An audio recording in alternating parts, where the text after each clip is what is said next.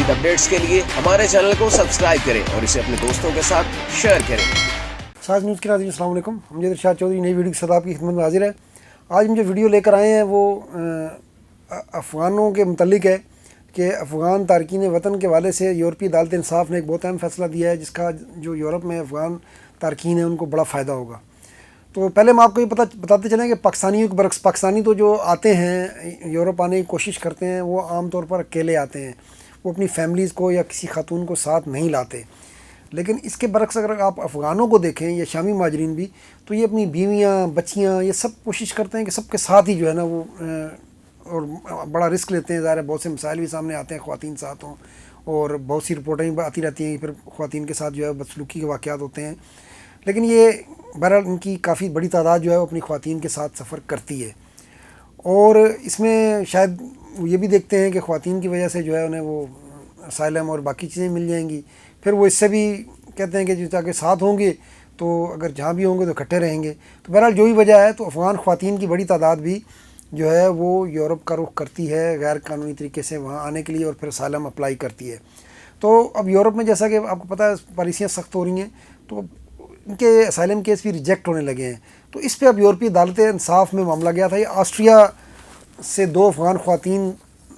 Asylum ڈالی تھی اور ان کی اسائلم کی درخواست جو ہے وہ مسترد ہو گئی تھی، تو اس پر انہوں نے آسٹریا کی سپریم کورٹ میں اپیل دائر کی، تو سپریم کورٹ نے یہ معاملہ جو ہے وہ یورپی عدالت انصاف کو بھیج دیا۔ تو یورپی عدالت انصاف کا اس پہ فیصلہ آ گیا ہے۔ انہوں نے یہ کہا ہے کہ افغان خواتین کو تمام رکن ممالک جو ہے وہ اسائلم دیں، اور اچھا 3 ملک جو ہیں وہ پہلے ہی تمام خواتین جو ہیں ان کو دیتی ہیں، اگر ان کا افغانستان، سویڈن، ڈنمارک اور فن لینڈ۔ تو وہاں اگر ان 3 ملکوں میں کوئی افغان خاتون جاتی ہے تو اسے پہلے ہی یہ 3 ملک جو ہے خود اسائلم دے دیتے ہیں۔ لیکن اب یورپی عدالت انصاف نے کہا کہ تمام ممالک جو ہے وہ افغان خواتین کو ٹریٹ کریں، کیونکہ ان کا کہنا یہ ہے کہ عدالت کا کہ افغان خواتین پر ایک تو ظاہر ہے افغانستان میں معمول کی زندگی نہیں ہے، ان کے پر وہاں پر بہت سخت پابندیاں ہیں، اور پھر ان کو تعلیم جیسے حق سے ہی محروم کیا جاتا ہے۔ پتہ نہیں کیوں محروم کیا جاتا ہے، یہ تو سمجھ سے باہر ہے کہ آخر یہ جو وہاں پر جو حکومت ہے وہ کیا چاہتی ہے، کیونکہ تعلیم کے لیے تو تعلیم کو تو اسلام میں بھی کہا گیا ہے کہ زیور سے تشبیہ کی گئی ہے۔ سب سے بڑا زیور یہ اگر عورت تعلیم یافتہ ہوگی تو وہ ایک تعلیم یافتہ نسل تیار کرے گی، اور اگر عورت کو آپ تعلیم نہیں دلائیں گے تو آپ مجھے یہ بتائیں کہ کل نرس جو ہے وہ کسی خاتون کا علاج کرنے کے لیے کیا ایک مرد کو لگائیں گے؟ کل کسی ڈاکٹر خاتون جب بیمار ہوگی یا زچگی کا معاملہ آئے گا تو کیا کوئی مرد ڈاکٹر اس کا آپریشن کرے گا؟ اسی طرح اسکولوں میں باقی جو کام ہے کم از کم خواتین کو معاشرے کا ایک متحرک حصہ ہونا چاہیے، اس کے بغیر یہ معاشرہ آگے نہیں بڑھ سکتا۔ اور اگر آپ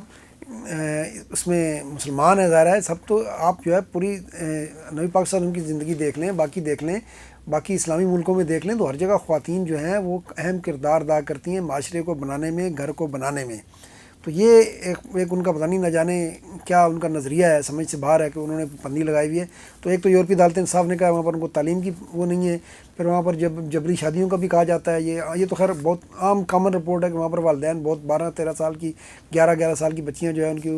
پیسے لے کر شادیاں کر دیتے ہیں۔ یہ شکایتیں تو اس سے تو آپ میڈیا بھرا پڑا ہوا ہے۔ تو یہ دونوں جو ہیں یہ جو لڑکیاں تھیں، جو خواتین تھیں، نام تو ان کے پورے نہیں دیے گئے، ایک کو جو ہے AH کا نام دیا گیا ہے اور ایک کو FN کا نام دیا گیا ہے۔ دونوں آسٹریا میں آئی تھیں، اور دونوں پہلے افغانستان سے ایران اور ایران سے بعد آسٹریا۔ تو ان میں سے بھی ایک خاتون جو ہے وہ یہ کہہ رہی ہے 13-14 سال کی تھی، تو اس کے والد نے افغانستان میں اسے شادی کے نام پر جو ہے ظاہر پیسے لے کر وہ آگے شادی کرنے کی کوشش کی، تو پھر وہ وہاں سے وہ بھاگ کر آئی تھی۔